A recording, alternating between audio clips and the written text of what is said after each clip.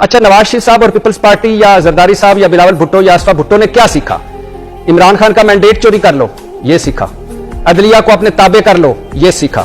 Media पर पीका लगा दो, ये सीखा। आइन के बुनियादी ढांचे को तबाह कर दो, ये सीखा। वोट की इज्जत नीलाम कर दो, ये सीखा। पार्लियामेंट का तकद्दस पामाल कर दो, ये सीखा।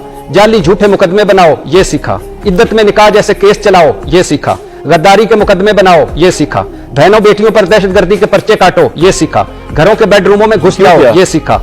और नैब तरमीमें करके अपने करतूत माफ करा लो, अगले को फंसा दो, ये सीखा।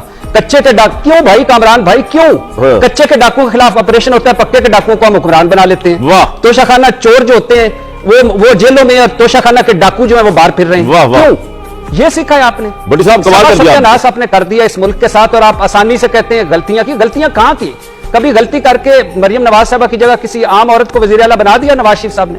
गलती करके शहबाज शरीफ साहब ने कहा कि कोई और पार्टी का जवेद लतीफ साहब को महकमा दे दो, उनकी वजारत का वो बेमहकमा। ये तो गुनाह है, गलती नहीं। कहां करते हैं?